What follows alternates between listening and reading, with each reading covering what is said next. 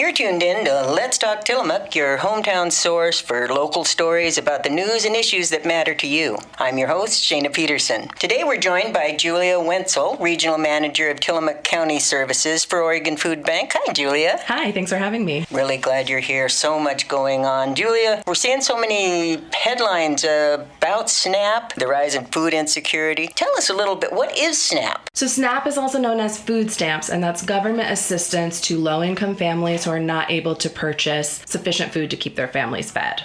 What does that mean for our community?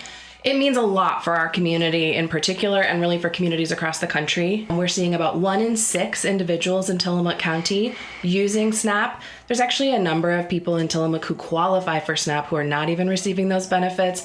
So a pretty high level of low-income families who are lacking the buying power they need to have sufficient food in their homes. And so it's 1 in 6 individuals and 1 in 4 children just in Tillamook County. My goodness, we are going to be impacted. Now, how will changes in SNAP that are mandated by HR 1, how are those going to impact Tillamook? They are going to have a pretty profound impact beginning on January 1st. We don't entirely know how that's going to play out just because it will initiate a case-by-case examination of people's benefits. So it'll take a little bit of time for the Department of Human Services to review each of those cases and determine who gets to keep their benefits as is. But the number one thing we're really concerned about is eliminating the waiver for able-bodied adults to receive SNAP. So right now we have a waiver where if you're able-bodied but are not making enough money to purchase enough food for your family, you can still receive the SNAP benefits you need. It may not be the maximum available, but it is still available to you. And that's going to go away in January. And so once you're determined to be an able-bodied adult, you will only qualify for 3 months of SNAP assistance every 3 years. So we're going to see a really profound reduction in SNAP benefits that are available to adults. Now, of course, adults are the ones doing the grocery shopping. So that's still going to really impact families. That's going to impact children. That could still have impact on folks who are unable to work for other reasons that maybe the government is not able to see clearly, but is really impacting people's ability to earn the money they need to buy food.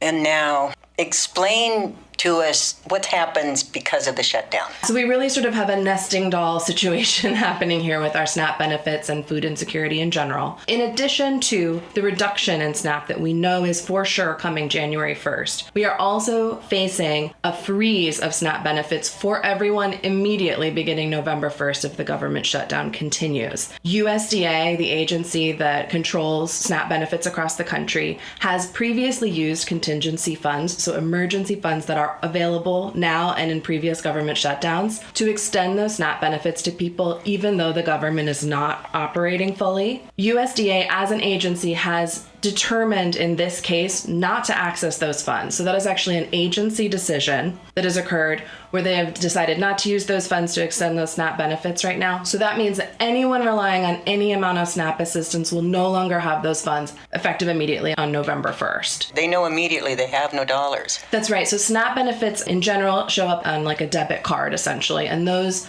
benefits are filled every month. It's a little bit of a rolling basis, but a lot of folks will get them on the first of the month or in that first week of the month. And so those benefits just won't be refilled going into November. And so we're already seeing the real fear and panic that that's causing for families in Tillamook.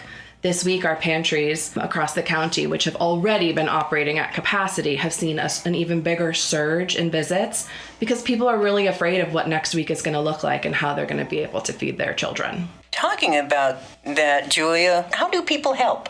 People want to help. People really do want to help. I will say that we have seen such an incredible outpouring of support from our community, which is really encouraging. I think there are several pieces here, so I'll try and kind of break apart some different options that we have. The first one is if you can donate funds, that is the number one thing to do. If you can go to OregonFoodBank.org, you'll see options to donate. If you want to make sure your dollars stay local in our community, you can go to the Tillamook location, and there's a donation page specifically for Tillamook, so you can make sure those dollars are staying more local. So those are options. You can also reach out to pantries in your area. If there's a food pantry in your community, reach out to them directly. They can also take that financial support. But we are positioned to stretch your dollars a lot further than you can as an individual. Our buying power is just much better. So we can get a lot more food with your dollar than you can. So if you're able to contribute financially, that's the number one thing you can do. We also love receiving food donations. We've gotten a lot of feedback of people doing food drives in their communities. We have Oregon Food Bank barrels popping up all over the county for donations. I do encourage you to try your best to maybe purchase a couple of additional items that are your favorite shelf-stable pantry items as opposed to cleaning out the back of the cupboard. We want to make sure that people are really getting the food that they need and that they can enjoy and that is healthy for them. So buying a little bit of extra maybe and finding a place to donate. If you do choose to donate food, please reach out in advance to the food bank or the food pantry so that we can make sure someone is there to receive you. We are all very short-staffed and trying our best, so please keep that in mind if you're considering food donations. Who can go to the pantries? That's an excellent question. The short answer is anyone who needs to. There are posted guidelines at our food pantries that indicate folks at 3 times the federal poverty level are who qualify to receive food assistance. But there is no need to prove your income level when you get there. So it'll say that, and then we ask you to self-identify as someone who needs that assistance. We will ask for a little bit of very basic information from you, but you can decline to give that information if you're not able to share details about yourself. We totally understand that not everyone feels comfortable doing that, so you should feel comfortable saying, anonymous or just giving a zip code as opposed to your address or any kind of identifying information that you want to keep confidential. We have pantries all across the county from Nehalem down to Hebo and Pacific City. They're all open various times and days, but we have all of that information consolidated in one place, OregonFoodFinder.org, and that's actually statewide, so you can use that resource to look up pantries and meal sites in your area. Excellent. You were telling me how many people depend on SNAP. Yeah, in Tillamook County, it's about 15% of our residents. And again, there are a lot of people who qualify for SNAP who are not taking advantage of those benefits as well, which means there's a lot more people experiencing food insecurity. So what we tend to see is that people have to pull together a number of different resources to find enough food. So folks will rely on SNAP benefits for the part of the month, but when those benefits run out, and the average SNAP recipient is getting about $6 or $7 a day. So we're not talking about big buying power with those benefits, but it's better than nothing. But then they need to turn to the pantries to fill out the rest of the month or to find other items. So people are really cobbling together a lot of resources to find what they need. I think we all know how much food prices have gone up so dramatically in the last several years. We're all feeling that at the grocery store. So you can imagine how someone with low or no income is experiencing that. It's just so sad when I hear a young woman, a single parent, list her monthly bills, and it totals her income before she's even bought any food. Exactly. We like to say that people aren't making bad choices, people are given bad choices. When you're having to choose between paying your rent and having transportation and buying food for your family, those are impossible choices. So people are in a really tough spot, and we're just doing everything we can to at least mitigate the pain.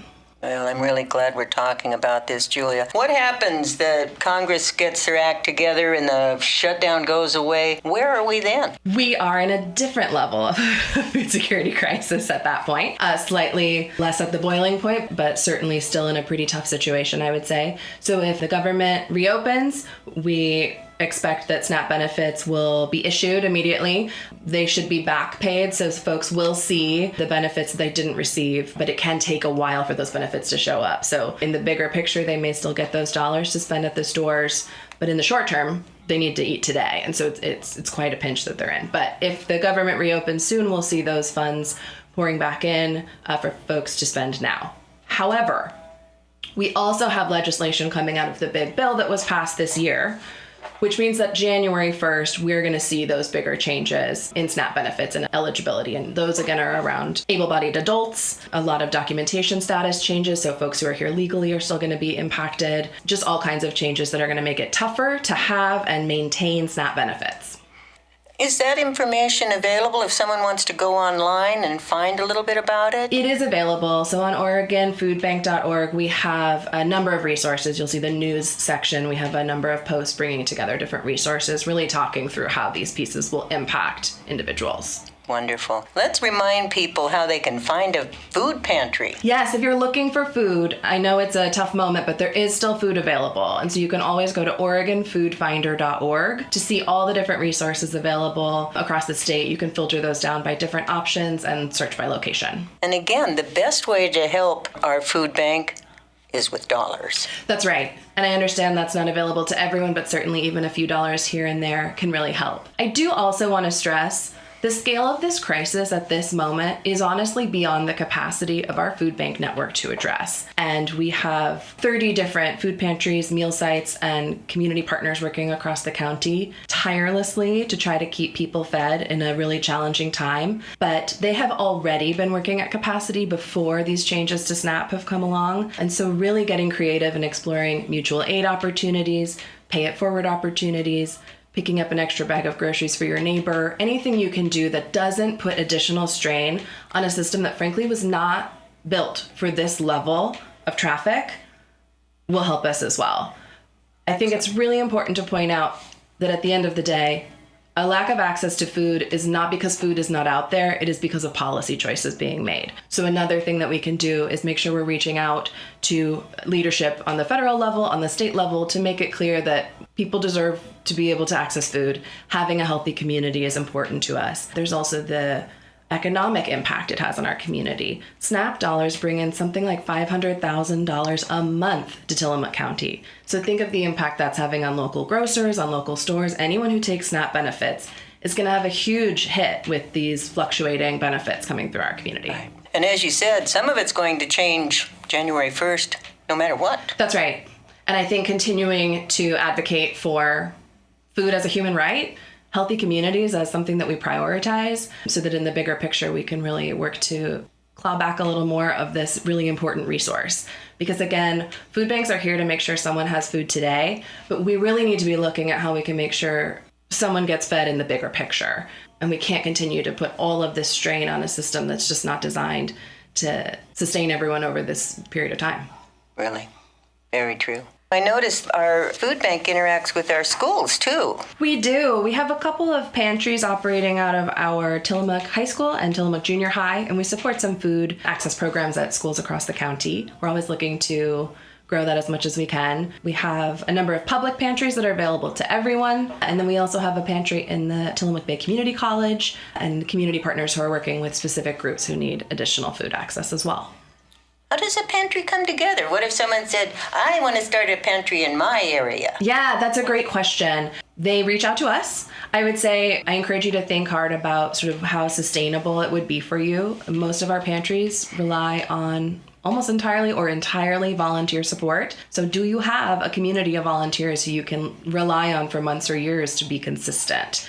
Because, you know, in these moments of crisis, having these kind of creative problem solving and pop-up opportunities is great. But what we really need is sustained support for our community. So if that's something that you're interested in providing, certainly reach out. At this point, we are operating with a pretty limited flow of food, and it is a serious concern. And so we do think seriously about what a new pantry would bring to our overall network. Are you going to be in a part of the county where we don't currently have services? Could you be open after work hours or on weekends? Are you serving a demographic that maybe is not able to access other pantries that already exist? That kind of value added piece to our overall network is really the most important thing. And we don't expect you to know if that's true or not. That's why you would reach out to us and we would talk about it and see if that's the right fit. Remind us again how listeners can help. And I heard you say OregonFoodBank.org, but there's a way if they want to donate to our food bank? That's right. You can go to the Tillamook location itself, just at the bottom of Oregon Food Bank's website. You'll see locations and you can go right to Tillamook.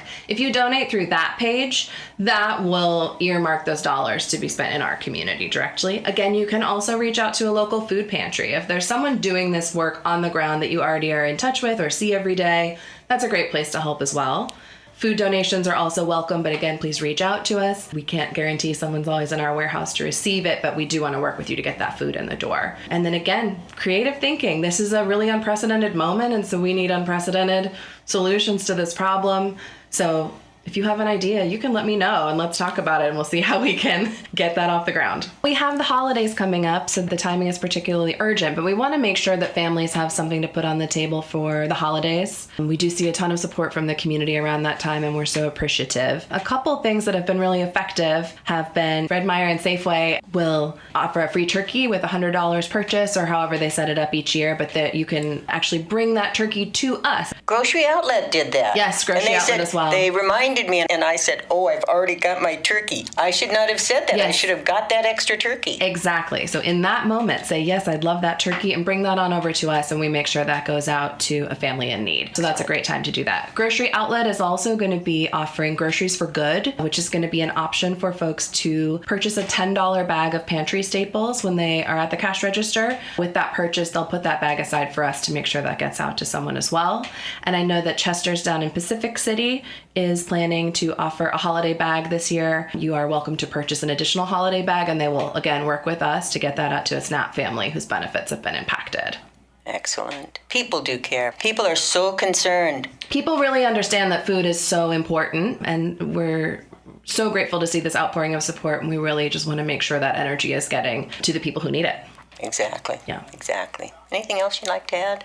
We're so grateful. Thank you to everyone for your support. Feel free to reach out with ideas. We're all ears. We're here to work with you to take care of our county.